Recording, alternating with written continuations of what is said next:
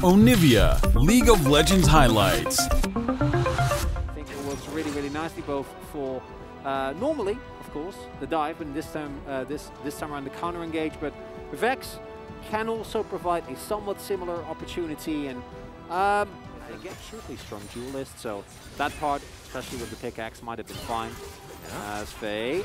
Yeah, taking a fair bit of damage here. The Ignite goes down as Pyosik not going to be able to find the stun, but the perfect execution is there. It's a trade back as Zek is underneath the enemy turret. Elim's also looking for the kill on a Pyosik here as he flashes forward and manages to audaciously charge the Viego to death. Hoyt also able to find some lockdown onto Zeka, but I don't think you win this battle, buddy, and he's not going to. Zeka grabs that kill.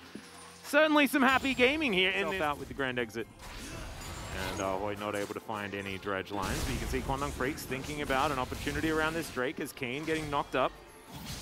And there's the engage. Elim finding Pyosik here, and he's taking a lot of damage. Great dredge line this time from Hoyt as they lock down the kill on both of the junglers. And in fact, Kwangdong Freecs trading back once again. Shadow Surge now for Fate. He's got the fear. No one with, in my mind, that clear advantage in draft and things like that. It's kind of rude. It's like when the alarm just keeps going off, and you keep turning it off, and it's like, nope. Yeah, that's why you don't accidentally hit the snooze button. Oh, very important. You actually should probably turn that one off. There's a knock-up onto Pyosik. He's going to flash, he's going to ult, but he's still going to die. Zeka comes on in, so it's a 1-for-1 in the end, but he's taken a lot of damage. Hoyt's also going to fall down as now Elim trying to run this one out, goes back in and looks to see whether he can lock down the Rift Herald, but she's going to reset one more time. She wants to go back to bed. Oh, okay, never mind. We'll leave. Yep, or they just come in and take Kwangdong Freecs' lunch money. As Flame Chompers come in, it's going to be a very nice knock-up. Flash forward, that's going to get the lockdown onto Teddy. No opportunity to use any kind of ultimate. As Beryl dashed around, that's my Cloud Soul, as the Super Mega Death Rocket will do a bit of damage to the Kwangdong Freecs members. Because once the Ceruldos is done, both Keen and Teddy are definitely going to do damage, but you are an underfed Xayah, and Fate. Yeah, Pyosik has found him, and that is going to be the kill lockdown. Def trying to kite this one out now as well, as Pyosik is still alive, by the way. Going to be able to pick up some of these resets. Teddy comes in, and he's like, why is my house on fire? He is going to be able to get a Blade Caller across, but I don't think he's going to get the feathers out to be able to lock down the damage. The Zap almost kills Hoyt. And DRX, it's starting to look like an insurmountable lead here at 19 minutes, and it all sort of happened in the last 3 of those minutes. Yeah, I'm not feeling good about this one, Atlas, when it comes to Teddy's not feeling so good about it either. Yeah. So, game number 3. Yeah. Yeah. That's going to be a good one. I'm really happy. After game 1, I was a little worried. We talked to you as well. Yeah, champion. As Teddy will be trying to take some popcorn chicken, and Kingen will say absolutely not. Pyosik looking for soul point of the Cloud Soul. Everyone running around pretty quick, and Kingen just doing a little bit of a dance. Saying hello. Yeah. Very friendly. Like it a lot. Kwangdong Freecs, they are starting to position much better. They're starting to hold themselves together, as that is a pick-off onto the Scion. This time he's just dead. If he's not with his team, it doesn't really matter how well you've itemized, because 1 versus 5, you're not going to stay alive. Oh man, the rhymes are just, I'm so sorry. I'm down to do an all-round cast, Atlas, you know this. You only need to say the word. As now Kwangdong Freecs showcasing again that... Very, very intelligently done. They've managed to find little pockets where they've been able to hold on to the correct portions of their own jungle. Hey. Especially here, around that Fnatic brush. You know what I love? Oh, Shadow Surge, Zeka. it's going to get the Zhonya's out immediately. Zeka gets scared and flashed on here by Fate. Immediately he does get out though and holds on to his flash as Teddy takes a lot of damage from the Super Mega Death Rocket. BT is done. Left only one more item to be put together. Ooh, that is flashed now taken out for Fate. Alan gonna get hit there.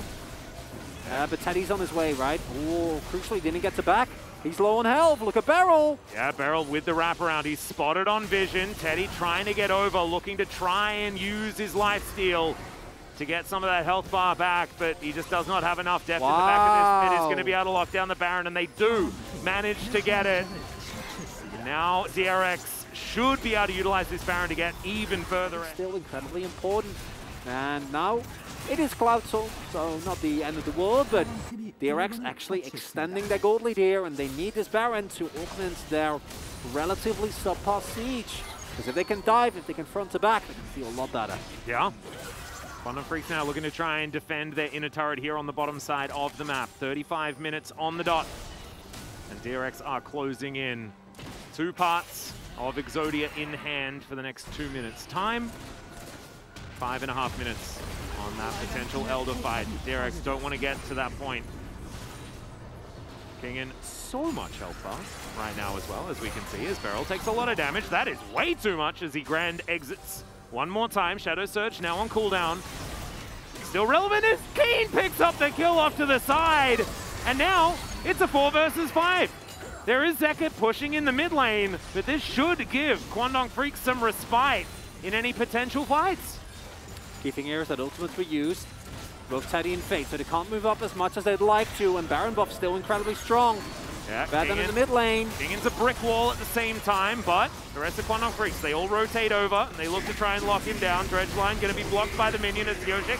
A lot of damage onto the Nautilus. Look at that, his autos.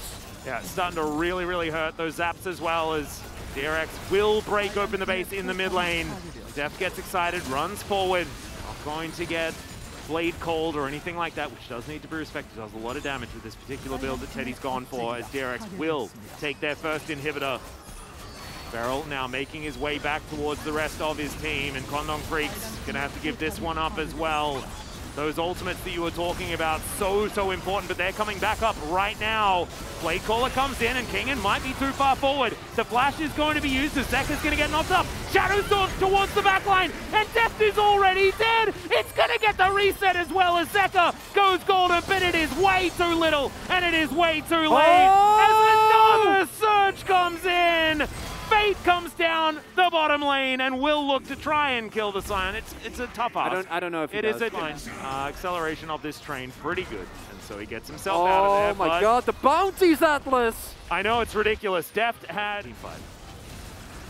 Oh, they're getting corralled. Oh dear, the back's going to get stopped from Elam. And he's going to be able to protect Hoyt there, as that was just another whoopsie. This one's back to live. If anyone was confused. He's kind of feeling like that, Atlas. Yeah, it's real dangerous. They do have some vision in a line towards the Baron. However, bottom side of the map, there is, vision around their blue buff, but it's not going to matter if they're just dead. Fate's going to go golden to avoid the Super Mega Death Rocket, but the Flame Choppers are put down, and the Vex is going to be taken. Deft grabs that kill, and he is done with this game. He wants to finish it right here. The Black Forward picks up the kill onto Keen as well. And DRX, they don't want to waste time with Barons or Elders or things like this. They just want to take the Nexus turrets and move on to game 3.